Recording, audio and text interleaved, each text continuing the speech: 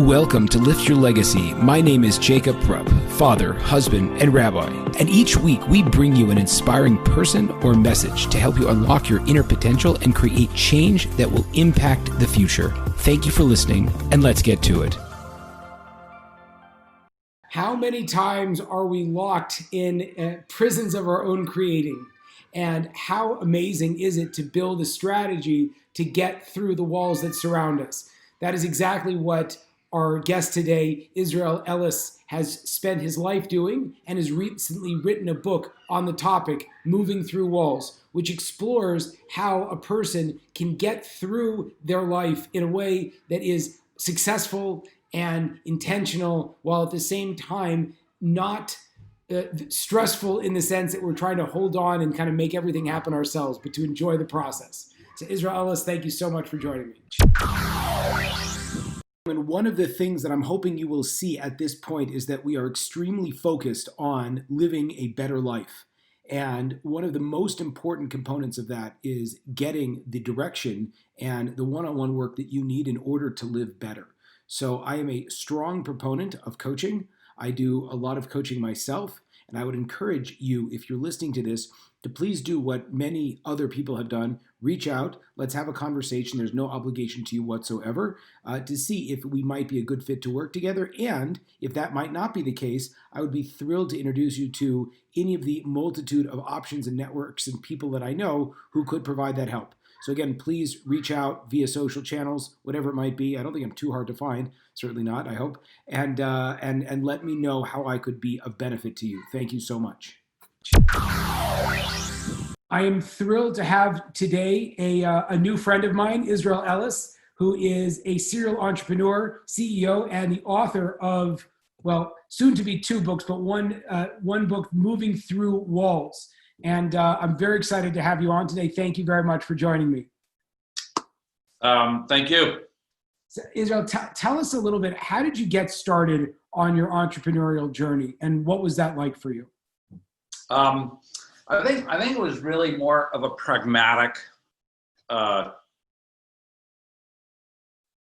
journey.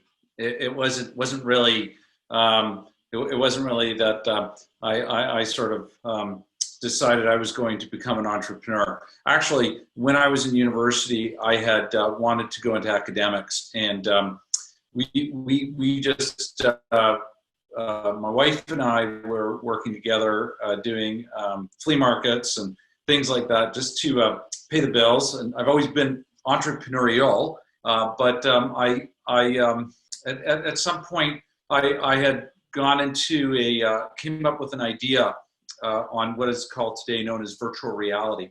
And that was back in 1992. And by 1993, we had created a company based on virtual reality entertainment. And we ended up with, by 1994, we had nearly 600 people working for the company. So it was quite a vertical climb. What in the world was that like, going from flea markets to a 600-person company? Yeah, it was kind of like a rocket ship. And it was a great experience. It was a fantastic journey, and I think it was the best education I could have hoped for in terms of my start to a business career. What's interesting to me is that there's a perception out there that people have to have the degree, or people have to have all of the experience so they know how to handle these situations. What I just heard from you, and tell me if you agree, is that your experience was really on the job, and it was really invaluable. Forget about what ends up happening with the company, but just learning by doing is, I guess, as people say, kind of like the best education. Sure. I think there's a lot to be said through this sort of hands-on relationship that we have with the experience. But I wouldn't minimize the opportunity for education in any way.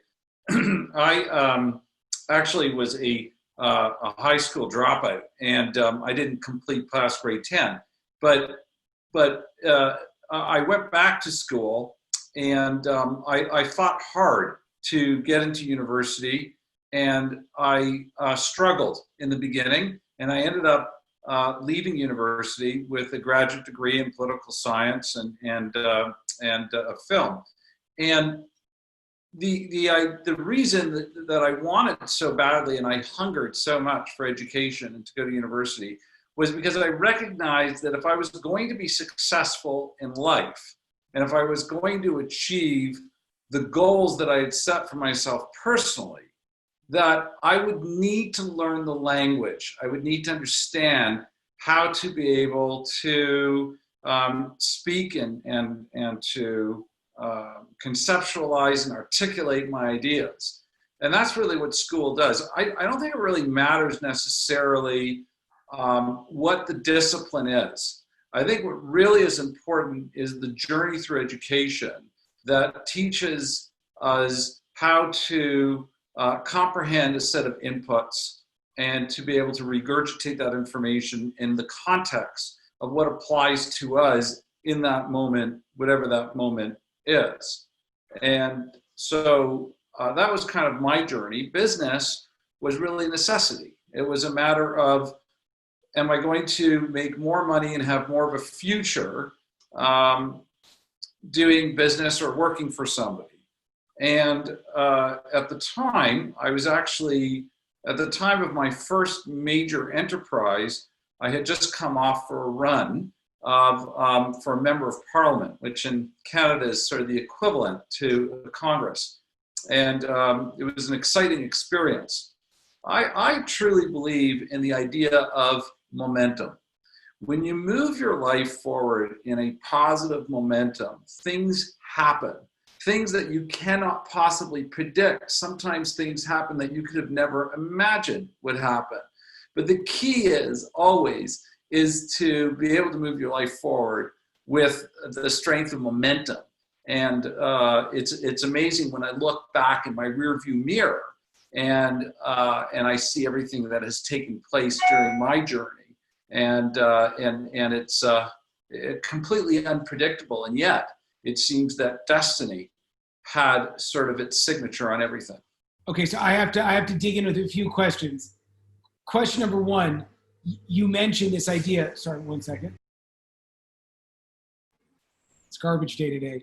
Now, I want to ask the first question. There's a certain perception, could be it's in the US, could be it's because you had a different route towards education. A lot of people look at their education as going to give them answers. And what I heard from you say is that you looked at it as, what are the skills that I'm going to accomplish? Why do I need to do this? So being able to essentially not see yourself as essentially pathetic and looking for someone to help, but to be more proactive as to what are the skills I need to acquire now at this step. So I wanted to make sure that's sort of what you said. Yeah, that's correct. Most young people will start their educational process when they're 18 years old. I was working from the time I was 16. I didn't go into university until I was 21. And I had to fight my way in because I lacked a lot of the foundational knowledge. I had come to realize in those intervening years how important an education was for me in terms of my goals and aspirations and what I wanted to achieve. So having identified sort of what it is that I needed gave me sort of a motivation and a hunger to be very clear on my focus of what I needed to achieve. I don't think that a lot of kids who go into school today because they have expectations that are driven by someone else's expectations of them. Sometimes it's a good thing, but sometimes it doesn't give them the opportunity to reevaluate their own lives and make their own decisions to come to a place where they're self-motivated to achieve. And that actually, I think, is a very important, is pretty important when we consider our children's education, is to allow them enough rope, if you will, hopefully to grab onto it and to know where they want to climb. You're saying, like, that's fascinating. People, a lot of times there's so much fear that parents have with their kids. Is like, if I give this kid any leeway, they're just going to wind up, I don't know what the equivalent is, pregnant and homeless under a bridge somewhere, whereas this question, which is so powerful, which again, I see this in with so many people where it's like, if the person themselves is not bought into the process, And a lot of times you're just kind of wasting time and resources on them. You have to be bought into the process in order to really get something out of it. And, everything that we do, as you know, Jacob, because I can see with the trajectory of your own journey, but in everything that we do, if we're not feeling purposeful, and if we're not feeling purposeful, we're going to struggle to be able to go down that road with intention and purpose. If we're just doing things by rote, then we're not going to tap into the most important part of our greatness, which is our creativity. So we need to unleash our creativity in order to find where we become great. Which has to start by you being willing to forego other people's scripts of what they have for your life. And yeah. that thing builds with so much momentum. It sounds like it's like, I'm going to do this because someone wants me to do it. And because of that, now there's 3 other opportunities that I don't really care about, but I'm going to do those. And then you find yourself, 50 years old, living a life that you never wanted with X, Y, and Z. And there's that, but you're like, well, now I've been doing it for so long, I might as well keep going. Whereas slowing it down and saying, do I want to do this? Which is oftentimes super easy for people to answer. Like the answer is usually resoundingly like yes or no, not I'm not sure. And then being able to have faith, and this is, I guess, the second piece I wanted to really look at with you, with momentum. Oftentimes, and again, it's a wonderful time of the year to be speaking about this kind of as we go through the COVID effects of the economy and everything like that. It's like momentum is super important. Tell me what that means. And what if you get stopped? Because so often in life, in the entrepreneurial journeys, whatever it might be, you get punched in the face a fair amount and you're like, oh God, like my momentum has just got ran against the wall. So I know a lot about barriers and being confronted with walls. That's why I wrote this book. You wrote the book called Moving Through Walls. Moving Through Walls. I think that the greatest impediment to our own success is ourselves. And the most important thing that anyone can do, and the earlier that we realize this and recognize this in ourselves, the better, is to become accountable and responsible. That I alone am ultimately going to be responsible for what happens to me. What you mentioned earlier about someone waking up one day at 50, or it could be at 40, could be at 60, and recognizing that they're not living the life that they wanted to live, that to me is a tragedy. So at what point does somebody learn to take responsibility for their lives? Sometimes it might have to do with a knowingness inside of us from the time we're a young age. Other times it might be brought on by trauma and the effects of being able to become decisive in terms of the direction that we're going to take and what we're going to do has a lot to do with where we come from. Can you, I'm so sorry, can you just say that explicitly when you say like trauma, what does that mean? So it's like you have a life event, you get fired from your job, you have a parent that dies, yeah, whatever it might be, and suddenly you're like, so what do I do now? Is that what you mean? So I think that there's definitely different trajectories that can bring us to where we are. One of those trajectories is a knowingness. I'm going to talk about that in a second. Another trajectory could be, like I said, some kind of trauma could happen in your life. So there's a lot of injustice in the world.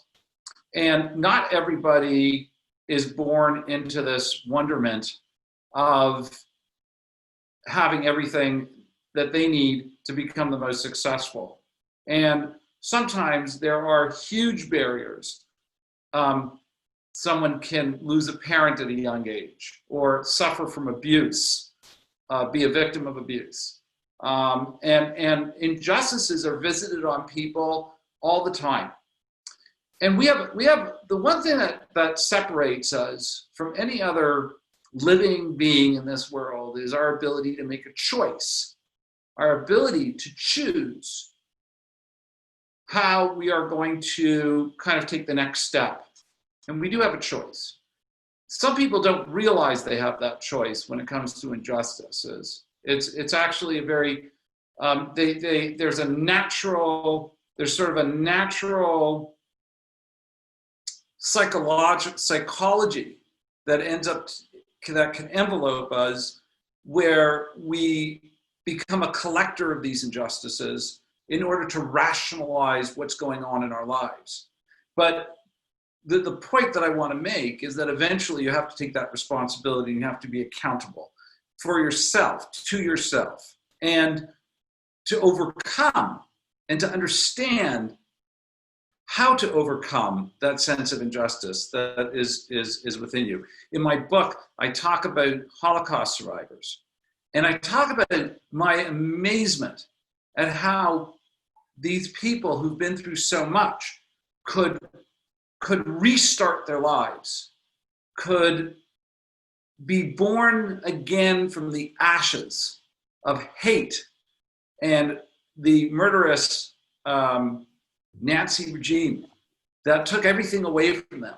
And I talk about my wife's grandfather, who became a very important mentor in my life, and other people that I've met, these unbelievably rich opportunities of lives that in my generation, I had an opportunity to get to know. And I would think to myself, if these people, after what they've suffered and gone through and the injustice that they've had to endure, can effectively rebirth themselves and be happy and be content and find happiness, then I should be able to do it. Then anyone should be able to do that. So that was an incredible mentorship.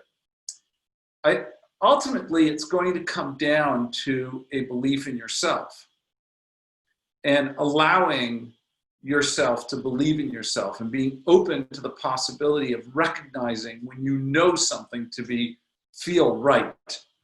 I just want to, if possible, to clarify a couple of things. I think one thing that's very unique about the opportunity of the generation that saw the Holocaust survivors and saw the ones that were able to rebuild and the legacy that they have, for a lot of people, they don't see that anymore because, thank God, for such a long time, we've lived in such relative, so to speak, prosperity, whatever it might look like.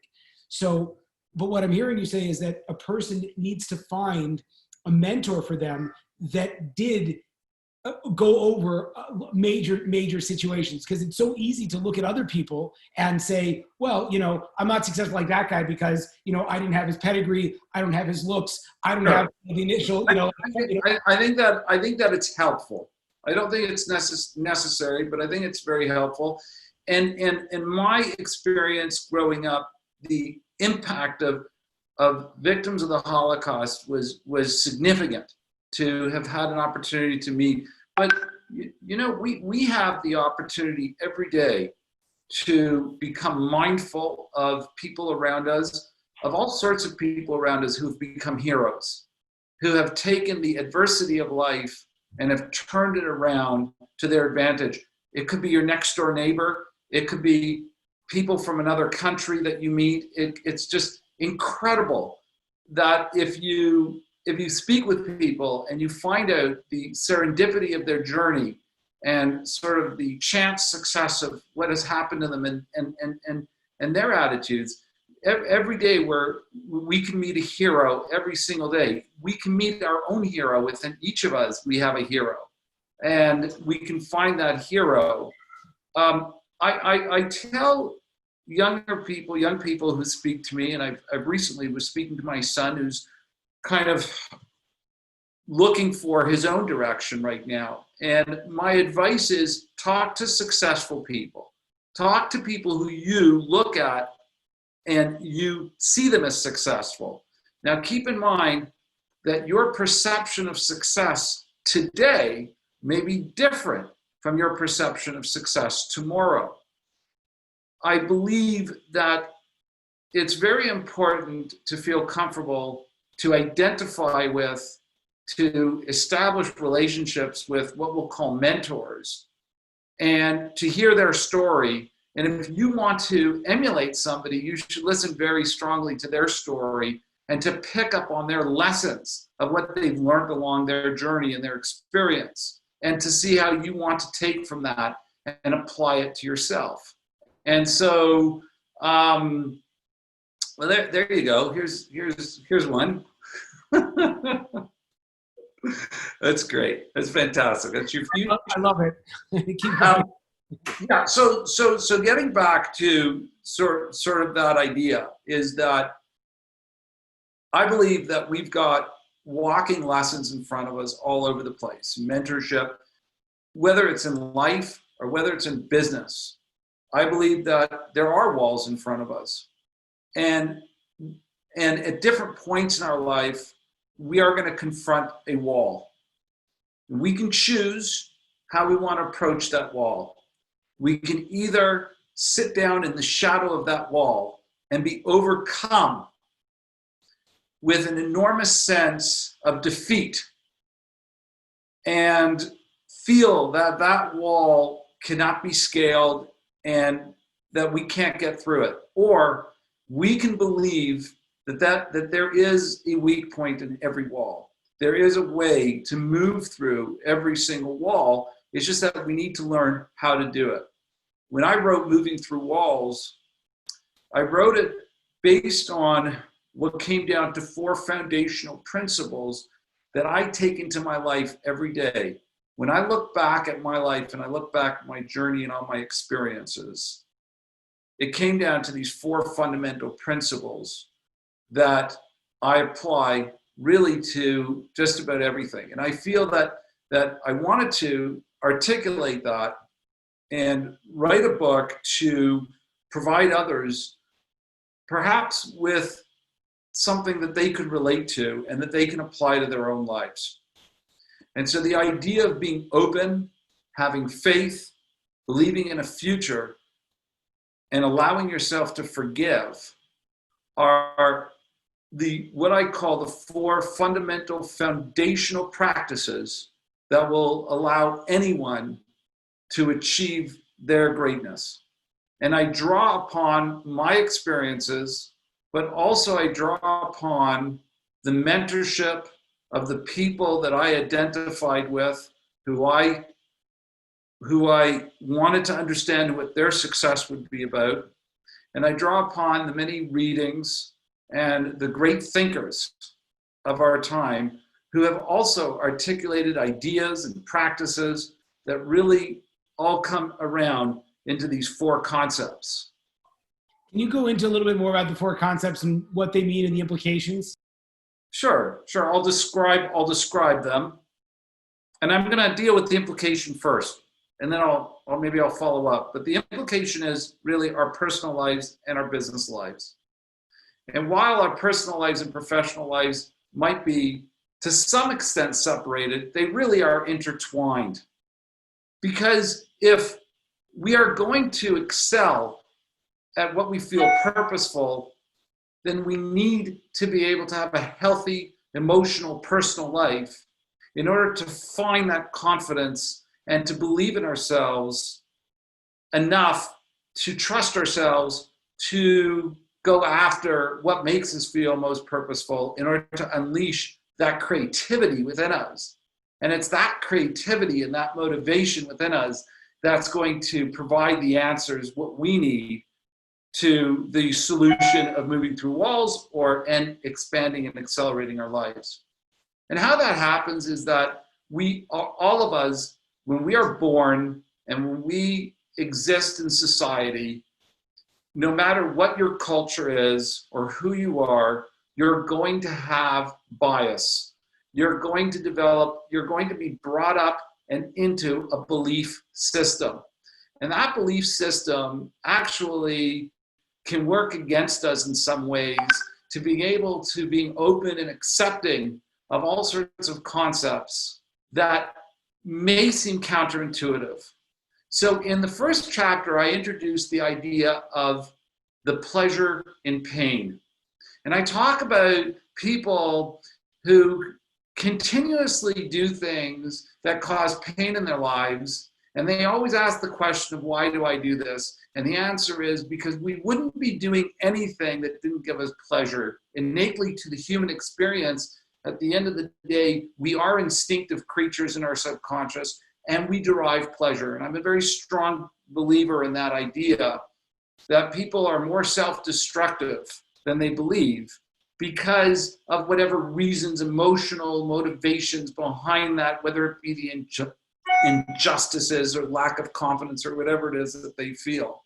So the idea of being open is the idea of being able to take all of our bias, any of our biases, and to recognize that, yes, I have a bias, but I'm going to put my bias aside and I'm going to open myself to accept something that makes me feel defensive, to accept something that is counterintuitive, to accept something that is against or that does not complement my belief system.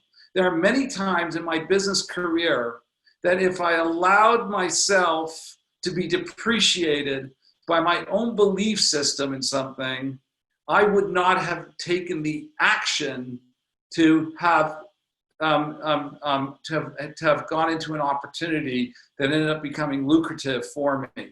And I want to say that sometimes our belief systems, and often our belief systems are very good for us. They guide us morally. They guide us ethically. I'm not talking about letting go of a belief system. I'm not talking about walking into a journey and taking your belief system and discarding it, because our belief system can be very powerful. But what I'm saying is that we need to be able to listen to alternative ideas. Today, especially, we have a polarization of political differences between people that have gone to the verge of intimidation when someone has a different opinion to someone else. We've lost the opportunity, the ability to actually listen to somebody without that heat rising in our chest and bringing on irrational, emotional, unreasonable reactions. And so openness is critical. And then the next part is faith. We are such control beasts. We believe that we need to control everything.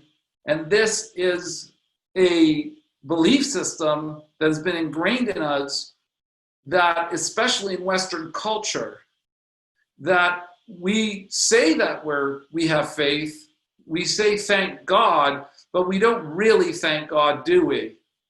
So the idea is, and I'm not talking in any way, in any format religiously, I'm talking about the idea that we can allow ourselves, it's okay to allow ourselves to say the following, that I've done everything I can do, that I am not going to fail in trying to be successful.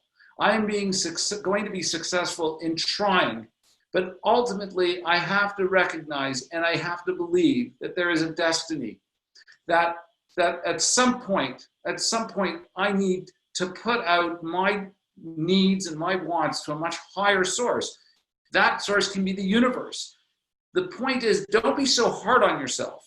Don't think that you are in control of everything that is happening to you, because you are absolutely not. I can tell you, and I give you examples in my book of so many events of serendipity that have changed the course of my life, that the problem that I find with people, the challenge I find, is that we try to control things so much that we don't allow our destiny to take hold.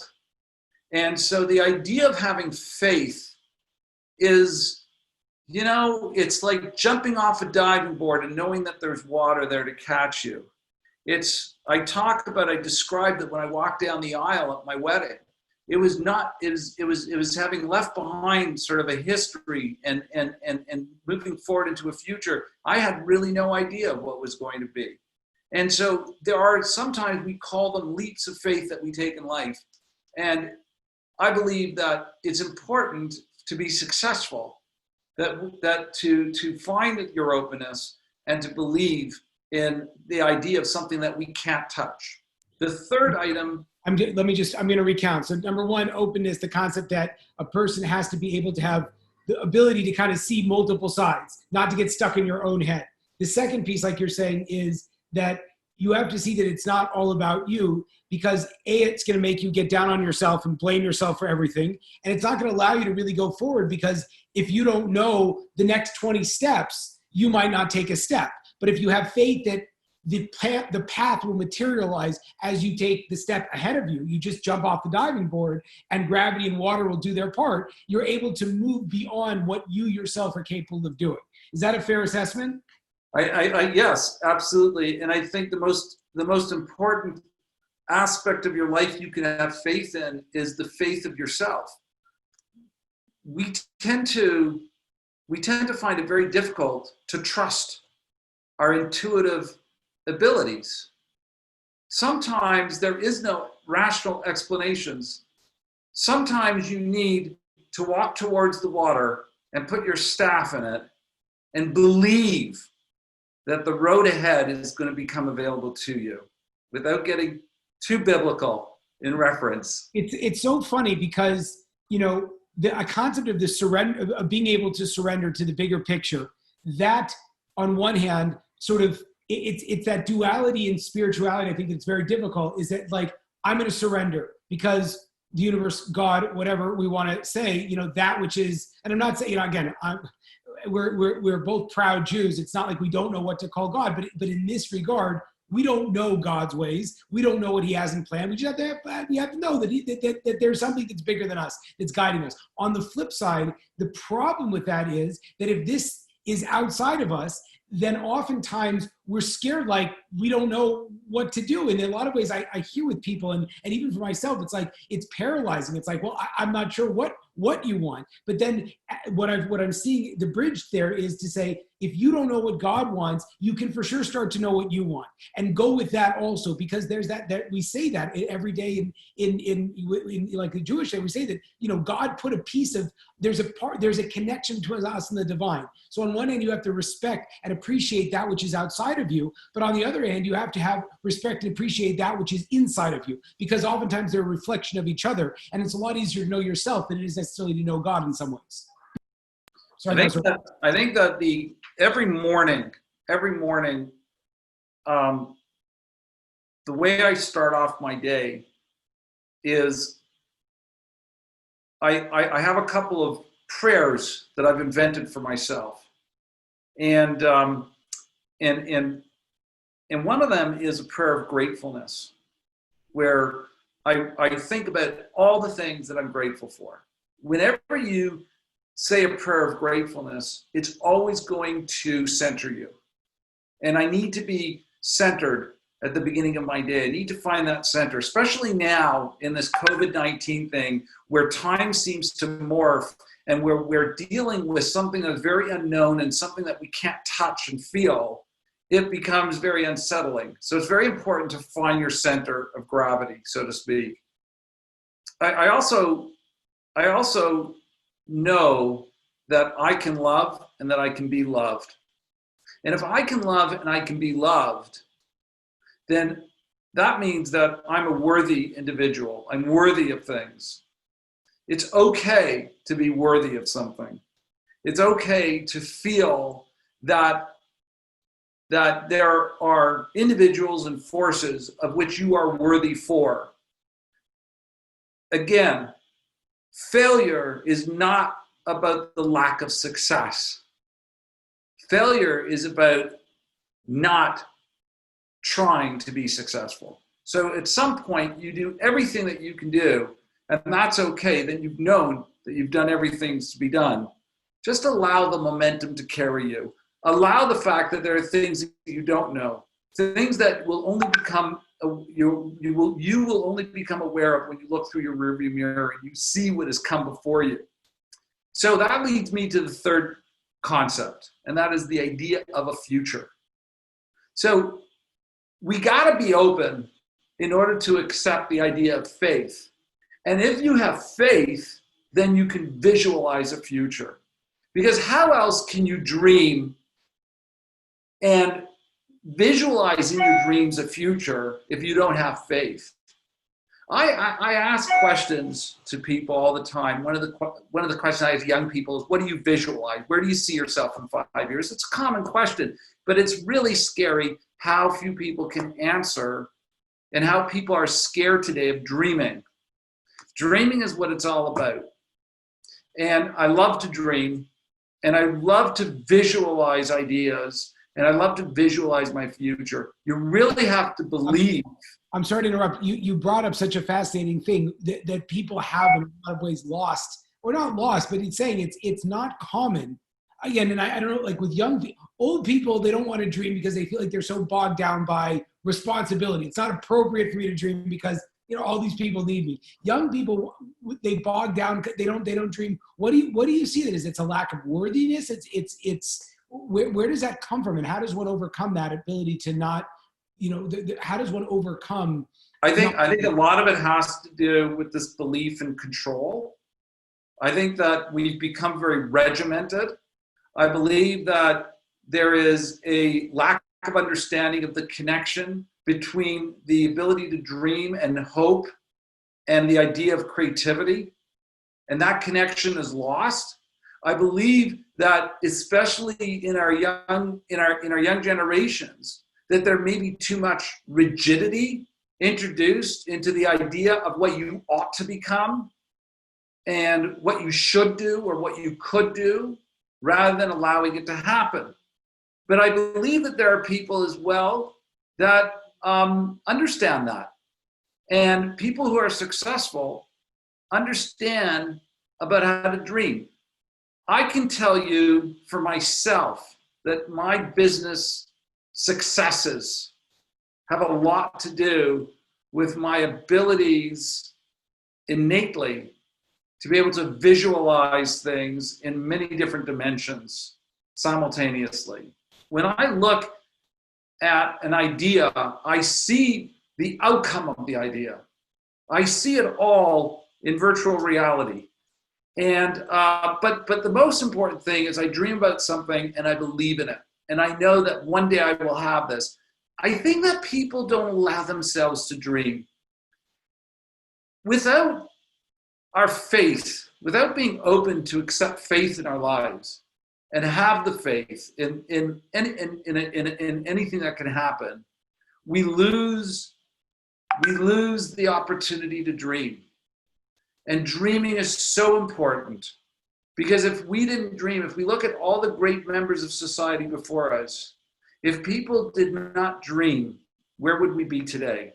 So I think I talk about the future as being fundamental to a practice that is foundational to an attitude that we develop for our success. We have to allow ourselves to dream, to visualize. I say to somebody, what would you like? He says, I would like to buy a house. Okay, how many floors is the house? How many bedrooms? What colors are the walls? How does the staircase look when you walk in? What do you have in the backyard? Have you thought about landscaping? And people look at me like they're dizzy. He's saying, I just want to buy a house. Well, just saying you want to buy a house isn't going to make it happen. You really need to know what it is that you need in that house. What it is that you visualize, because that's how you're going to achieve that. And the last part was perhaps the most difficult chapter for me to write. The idea, the concept is really about forgiveness. I think that we can't help, as we get older and as we go through life, to carry a lot of injustice inside of us. Finding a way to let go of that injustice is so key to being able to unleash our creative selves. We tend to, I give the example of visualizing the idea of driving into a parking lot, and you drive around and around and around, and there's lot full signs everywhere, and as all you see is cars that have caked dust on them. And you think, wow, those cars have been here a long time. They're taking up valuable real estate, valuable parking space. Well, that's exactly what anger does. That is what injustice does to us. It's like a car parked in our very emotional depth that takes up very important space of our soul, of our creativity, of our ability to see a future. We need to take those cars and we need to tow them away. And we need to make room for ourselves so that we can park our creativeness. We can park what we want, who we want to be, rather than becoming someone who we don't want to be. To stop using our past as an excuse for our future, but rather to use our future as a motivation for what we're going to become. So the reason why people have a problem forgiving is because they don't know, number one, that they can forgive. Now, there's different levels of forgiveness and there's different levels of injustices. And I don't mean to in any way minimize, but I can tell you from my own experiences, which were pretty extreme as a young person, that I do understand. And I've talked about my own story because I needed to be real in the book. I wanted to be very honest, even at the cost of making myself uncomfortable. I decided that if what I had to say was going to resonate, then I needed to be able to be honest, very honest about where I come from and what I've overcome. I think the first most important thing is that people do not know that they're allowed to forgive. They actually don't even understand. Some people carry around grievances with them, and they don't understand that they actually are allowed to let go of those grievances. And the second thing is that people are mistaken that forgiveness is something of excusing somebody. Forgiveness is something that you do for somebody else, that you forgive that person. Absolutely incorrect. You do not have to forgive somebody to allow yourself to forgive. Someone's actions perpetrated against you, an injustice that has been visited upon you, may be completely inexcusable and there's no question about it. But by carrying that grievance with you and by allowing it to overtake your life, then what you're doing is you're only perpetuating that injustice. You're only continuing to allow the abuse to take place. So the idea of forgiveness is not what I am going to forgive to you. The idea of forgiveness is allowing myself to clear up that space emotionally within me, allowing myself to forgive. And the question is, how do you do that? And the way that you do that, and this is absolutely it's so powerful in its simplicity. The reason why we cannot let go of a grievance is because we personalize it. We take that grievance and we make it all about ourselves. The first thing that a person can do is understand that they have nothing to do with that grievance. The grievance is not about them. The grievance that they have, the act against them that happened, has everything to do with the individual or that which perpetrated against them. It's not your problem. As soon as you recognize that this is not your problem, as soon as you realize that you've done nothing to warrant or justify an injustice, you now depersonalize the situation. Depersonalization is the first step towards forgiveness, is the most important process of forgiveness. The other first step has to do with allowing yourself to admit out loud that a grievance has happened against you, that you have legitimate right to have a grievance, that someone has performed an act of injustice against you, that you are a victim, and it is your right to feel that you are in grievance. But there's a timestamp. There's a timestamp on that grievance. There's a date of expiration. And while it's important for you to be able to recognize that you have a right to feel aggrieved, you also have to know that eventually you have to deal with that grievance, that you cannot live your life for the rest of your life with that grievance. And so depersonalization is the process that we go through in order to help us through that. Forgiveness is an extremely important part of the foundations, concepts of foundations that I talk about. It was very important for me to be able to move through my own grievances in life and to be able to find forgiveness, because it allowed me that creative ability. It cleaned out all the garbage. You say it's garbage day every day when you can get rid of those grievances that you feel of the injustices that have been visited upon you, because only then can you fully become the greatest version of yourself. Wow, that is awesome. Thank you so much. So again, for those that we covered the 4 principles, but you go through them in so much more detail in Moving Through Walls.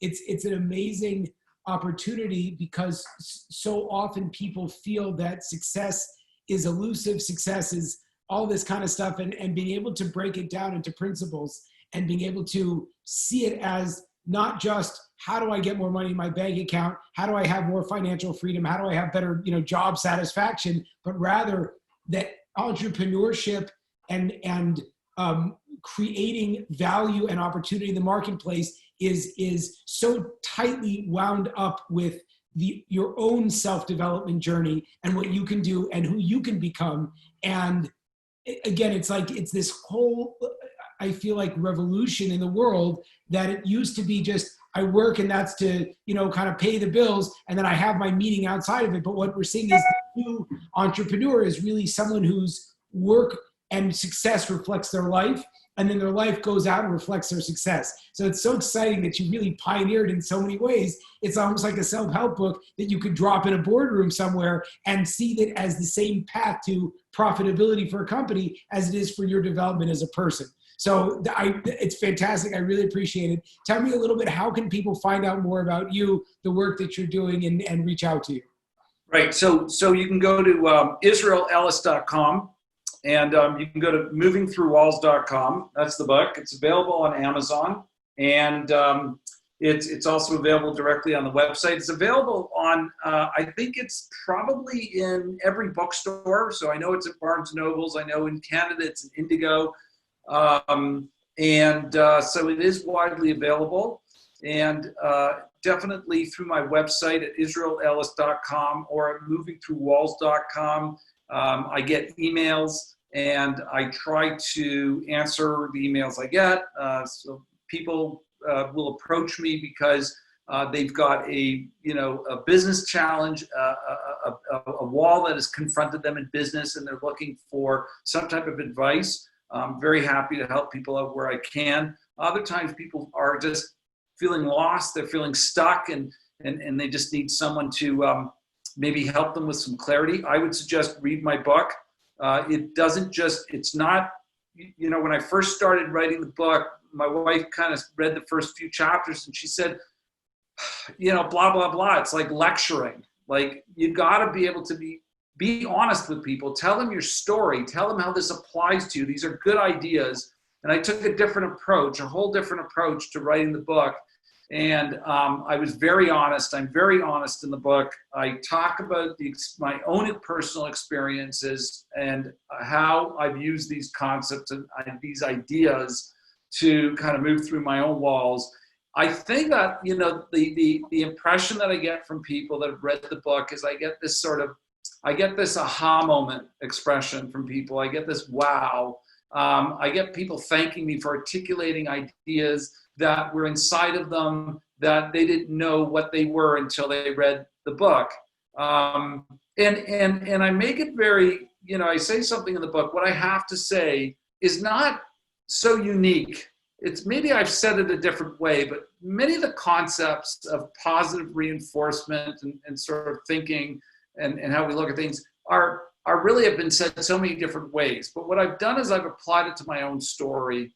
I really do hope that anyone who reads this book will get back to me, will let me know what they think of the book, and would share their story with me. We've started this idea last summer. We started an idea called the Hero Wall, where we went to people and asked them for their hero stories. I wanted to try to get an idea of of people, make awareness of the fact there's a hero within each of us. So I really do want to hear about your hero story. I'd like to publish it to our website, and definitely want to hear feedback. It's very important, and I hope that in some way, I say it in the book, if I've helped one person, if one person has been able to be helped on my book, then it's made the effort worthwhile. Outstanding. Israel, thank you so much. I appreciate it. My pleasure, Jacob. There you have it, folks, another inspiring episode. If you enjoyed this, I ask you to please share this with your friends and to like us over on Rabbi Rupp through Facebook or on YouTube. And the more that we're able to get these important messages out, the more that we can really make an impact in the world. So I encourage you, please, to stay tuned. We have a ton of amazing speakers coming up, and also to tell your friends about it. Thank you very much.